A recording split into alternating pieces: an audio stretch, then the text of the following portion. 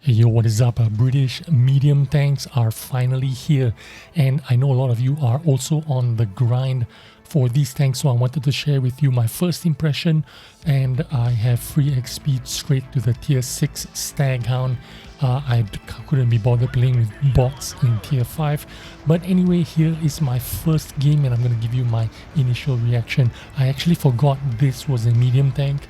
I thought this was a light tank, and I went ahead and went to a medium tank position thinking I am so brave because I'm in a light tank going to a medium tank position. And then after the game I realized, oh, this is actually a medium tank.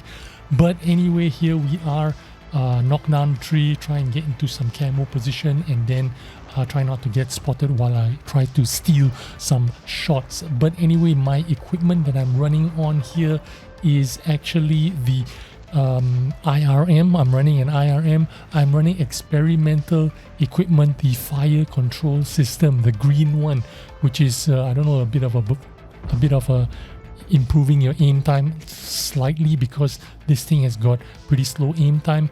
And I'm running optics on this tank because the view range on the Staghound is absolutely atrocious. 360 meters of view range, even with optics, and even with a full set of good crew, and even with the optics directive, I think I'm getting 443 maximum view range. So very poor view range, even when it's maxed out. So I'm just going to make a use of the bushes as much as I can. Maximum view range. I've got the equipment the way I think I like it. I'm not really sure yet because this is only my first game, so I'm just making the most out of it, trying to use the trees as camo. Managed to bounce a shot here from the T-34, maybe because he was firing standard ammo. I'm not too sure about it, but yeah, this gun is pretty good. I'm getting quite a quick reload, and it is quite accurate because I do have that IRM and that improved, that experimental equipment that gives me fire control. So my gun is, boosted a little bit. Gun performance is boosted a little bit, but I'm taking a lot of damage from the T-34.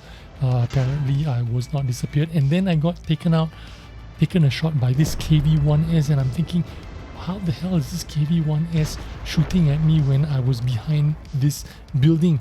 And then I took a look at the enemy tank list. It seems like they have 2 KV-1Ss, and then I realized that I'm actually getting shot from a second KV-1S that is not spotted.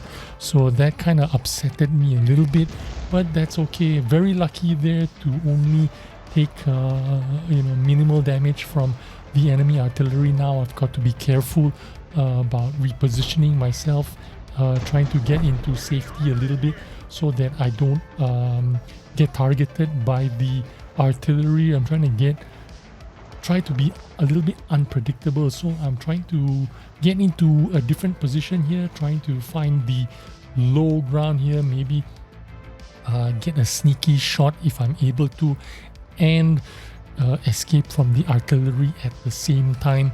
The bad thing about this tank here is the mobility. The mobility, even though this is a pretty quick tank, trying to rotate your hull left and right is not fast at all. It is pretty slow. Although I do appreciate that it is not like the French light tanks where, if you want to rotate your hull left and right, you're not able to do that without going forwards or going backwards. You can't rotate your hull on the spot.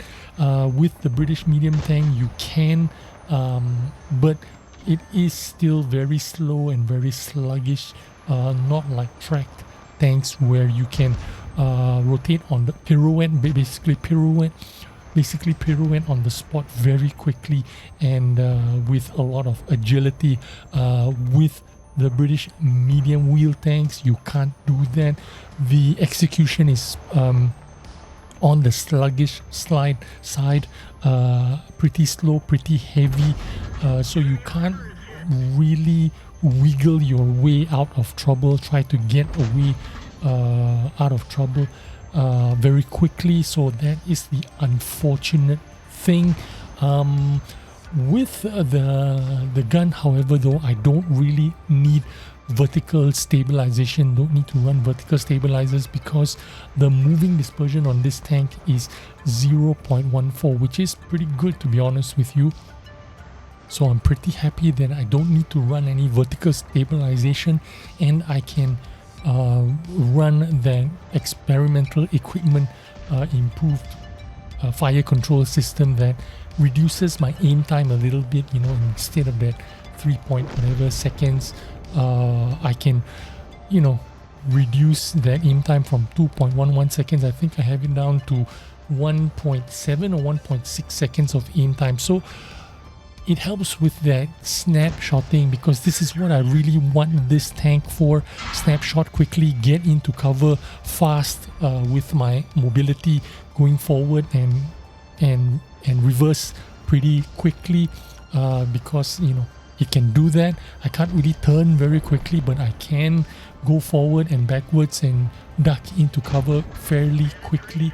So with that improved boosted aim time, I can, you know, do this rinse and repeat pretty safely, you know, get back into cover. I did take many shots in return, but I did manage to get away with it most of the time. However, right now I'm just down to my last shot. Sorry, not down to the last shot. I mean, my HP is down to the last shot. I can't really survive much longer. If I took one more shot, I'd probably be dead. But I did manage to escape for most of the game, staying in that position using the camo. I was pretty safe for most of the time, and then managed to get one or two more shots. I didn't manage to get any kills here, but I did manage to get 1300 damage total, which is pretty good for my first game. I'm pretty happy with it. Second in damage, the Basotto tank destroyer did a lot more damage, and because I was firing a lot of premium shells, I really did not make any kind of profit. In fact, if I did not have that first game bonus, I would have been in the red. Hope you found this video interesting and found the tier 6 useful, and hope you enjoyed this video, and see you on the next one. Bye bye.